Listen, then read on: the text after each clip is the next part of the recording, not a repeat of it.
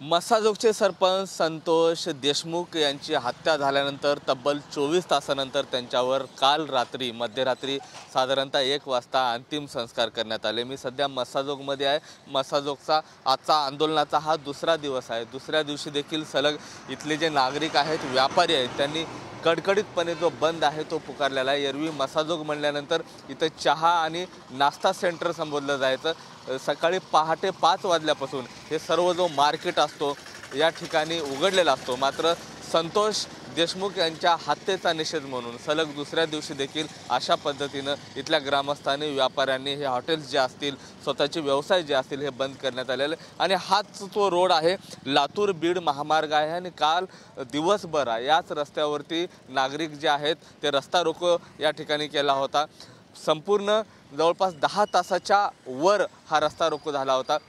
Police प्रशासन असेल, मनोज जरांगे पाटील असतील, या ठिकाणी आले, संवाद झाला। त्यानंतर कुठंतरी हे आंदोलन स्थगित करण्यात आलं। मात्र 48 तासाच्या अल्टिमेटम नंतर हे जे आंदोलन आहे ते पाठीमागे या ठिकाणी घेण्यात आलेलं आहे। जोपर्यंत आरोपींना अटक करण्यात येणार नाही तोपर्यंत आम्ही माघार घेणार नाही असा पवित्रा या ठिकाणी घेतला होता। आणि हा गाव आहे, इथून जर आतमध्ये 500 मीटर अंतरावर संतोष देशमुख यांचं घर आहे। आणि साधारणतः काही वेळानंतर आजचा त्यांचा तो सावरण्याचा प्रोग्राम आहे। आतापर्यंत जर बघितलं तर पोलिसांनी 2 आरोपींना अटक केलेली आहे। 5 आरोपी जे आहेत ते फरार आहेत। मात्र ग्रामस्थांच्या मागणीनुसार काल PSI राजेश पाटील यांचं देखील निलंबन करण्यात आलेलं आहे। तर दुसरीकडे पोलीस निरीक्षक जे आहेत प्रशांत महाजन यांच्या निलंबनाचा जो प्रस्ताव आहे तो देखील IG कडे पाठवण्यात आलेला आहे। एकंदरीत 48 तासाचा अवधी या ग्रामस्थांनी बीड पोलिसांना दिलेला आहे। आजचा त्याचा दुसरा दिवस आहे, त्यामुळे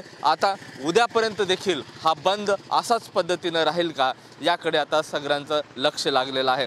कॅमेरा पर्सन हर्षल निकमसह मी महेंद्र कुमार मुधोळकर, TV9 मराठी, मसाजोग, बीड।